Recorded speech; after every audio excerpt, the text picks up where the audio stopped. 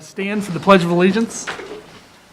I pledge allegiance to the flag of the United States of America and to the republic for which it stands, one nation, under God, indivisible, with liberty and justice for all.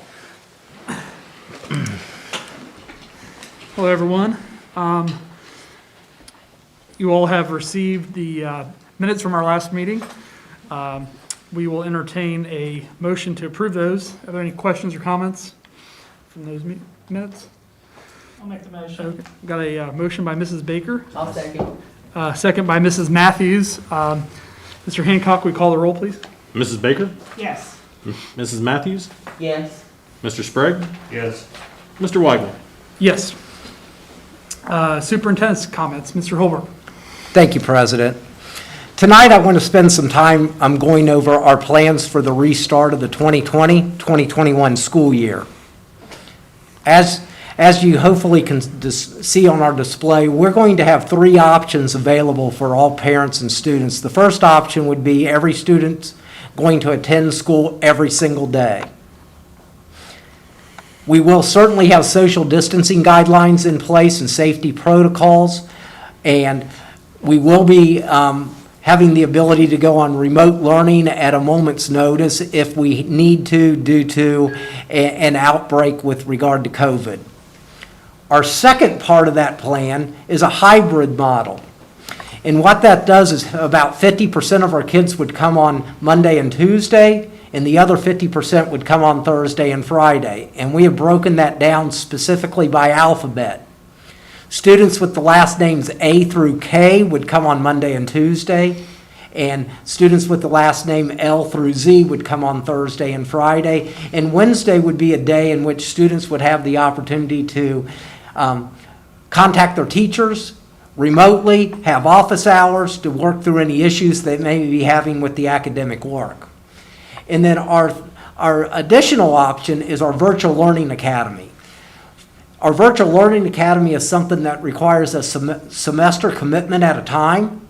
It is more of a self-motivated, self-oversight with regard to the student, and it is something that by August 3rd you must sign up for. All of these plans are going to be made available to our parents starting Monday morning. We have yet to commit to any one plan in this ever-changing environment, but those are the three options that we are going to have available for our students. We plan sometime during the week of August 3rd to announce exactly what we're going to do. Things have changed from week to week, and I just don't think we're ready yet to make that final decision until we have more data. The one thing I will say, we have met twice a week for the last 8 weeks with the health commissioners of Butler County, of the city of Hamilton, and also the city of Middletown, and have really listened to their guidance and recommendations going through this, and we're going to continue to listen to the guidance and recommendations from the health commissioners when making final decisions. Obviously, our number one priority is the safety of our students, staff, and community members, and that's paramount in making any of these decisions.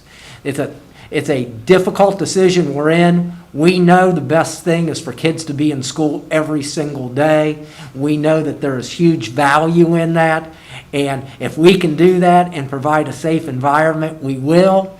And if we can't, we're going to provide the option that we think is best for our students and staff with regard to safety. And so, once again, that's going to be available starting Monday online for all of our parents. We'll get it up there around 9 o'clock on Monday morning, and it will be extremely detailed with many questions that will have answers to them. Different procedures for classrooms, hallways, common areas, lunch, cafeteria, transportation, and it is a pretty comprehensive plan. So we look forward to communicating that, and in the spirit of transparency, we do want to communicate the fact that we do want to make a decision on what mode we're going to start in during the week of August 3rd.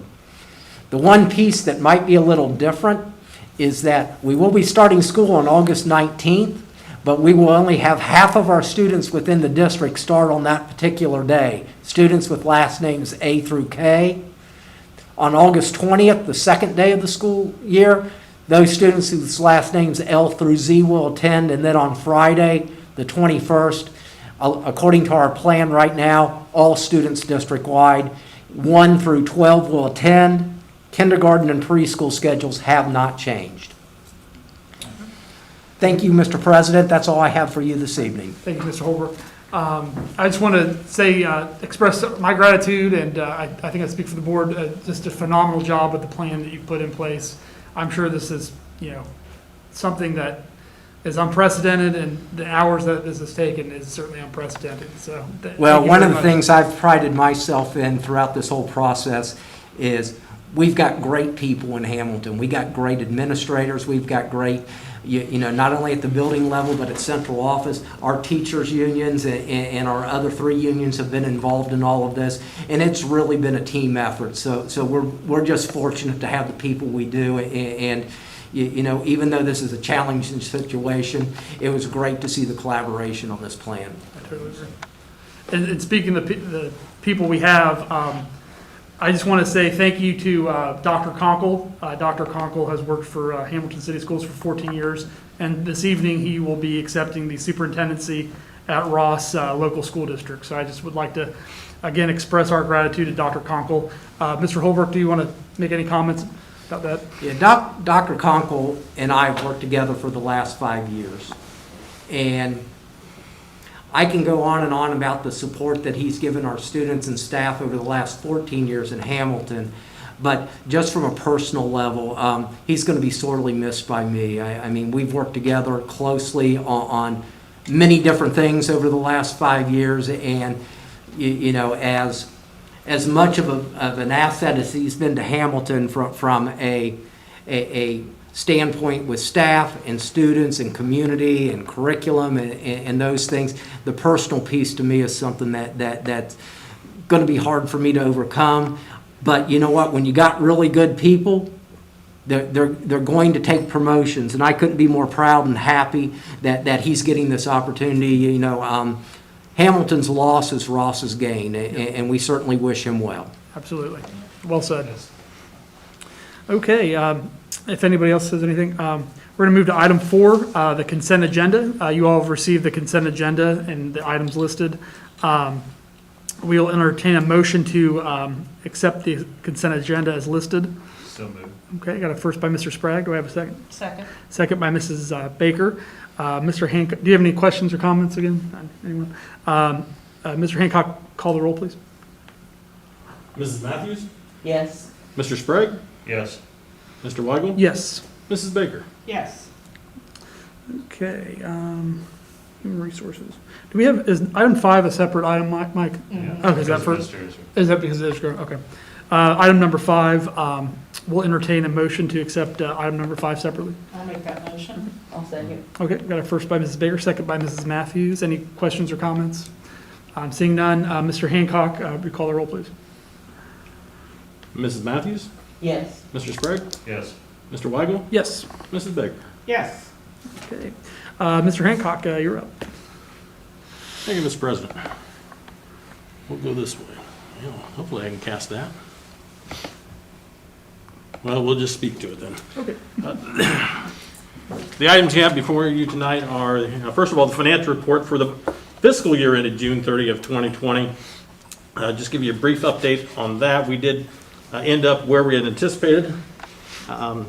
We had an estimated revenue of just over 102 million. We came in at 101,871,000, 148,000 less than anticipated. So we were very close. The biggest variance we had was 169,312 in the area of state funding, and we could trace those directly back to a couple line items that received lower than the amount they received last year, and it just happens. They're called adjustments, and you never know exactly what they're going to do. So we were pleased to see that things came in very close to on target. On the expenditure side, we had 99.2 million estimated. We spent 98.8 million, or $407,000 less than we had anticipated. Most of that's primarily in the area of purchase services, which had nearly the same number for lower expenditures. Out of 19.3 million, we spent 18.9.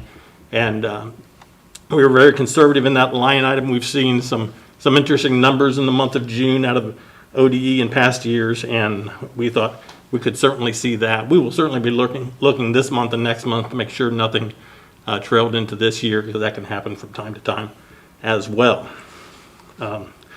Salaries and wages, out of 57.8 million, we came in at 57.834 million, 44,000 higher than anticipated. When you're dealing with those kind of numbers, it's very close.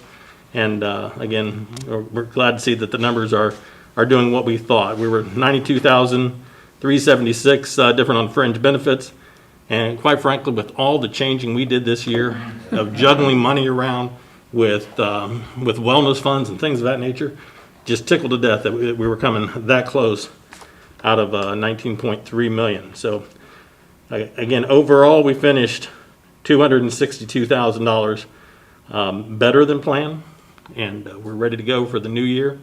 We're in solid financial footing, but as always, we have to watch what's going to happen in the future. So many unknowns. These numbers included the $1.1 million that the state reduced the district in the month of May. That $1.1 million continues going into this year, just so everybody's aware of it. That's just initially. We have already planned for that number to be as high as 3.3 million. We're going to stick with that right now as we watch going forward and just see what happens. But it's early, and there's too many unknowns in the state funding at this time, and we're just going to watch that and just hope for the best. And we'll address that more detail as we get into the November forecast. Besides that, we have some confirming purchase requisitions, a larger result of we're working through this new financial system, and as we do that, we're going to have a little bit of that going on just as we go through that process. But again, the new financial system software is up and running. We're working through it. We're having a lot of fun doing it. It's a new process. It's powerful, and I think it's going to be great for the district. I'd entertain any questions you might have. All righty. Mr. Hancock, how many years have you worked here? We're working on finishing up 26 here in a couple months. 26. Well, I do feel that we're in good hands, so thank you very much. These are really trying times, and a lot of things are coming out fast, policy changes on a weekly basis, it seems like, so. Yeah. Yeah, I feel like it we're is- in good hands. Well, thank you. It's very interesting to follow. Yeah. I'm not sure interesting is the correct word for what we're about to experience, but we're ready for the challenge. Good job. Good job. If there's not any questions, we'll entertain a motion to approve those treasurer's items. Make a motion to approve those treasurer's report. Okay. I'll second that. Okay, got a first by Mrs. Matthews and second by Mr. Sprague. Mr. Hancock, call the roll, please. Mr. Sprague, Yes. Mr. Weigel, Yes. Mrs. Baker, Yes. Mrs. Matthews. Yes. Before we adjourn, we have, I'll list the next meeting. August 13th is our next meeting, but there will be no business that we anticipate conducting. It'll just be a work session for the board. And August 27th, we will be back here at 6:30 for our normal meeting. But it will be, at this point, I think, will be in person, but it may switch to a Zoom meeting. If there's anything else, if there's not anything else, we'll entertain a motion to So moved. adjourn. Second? We need to call that. Vote All on in that. favor? All in favor? Aye. All right, thank you. I'm guessing nobody will oppose. And I don't think Isgro can oppose. I'll hold out. Thank you, Steve.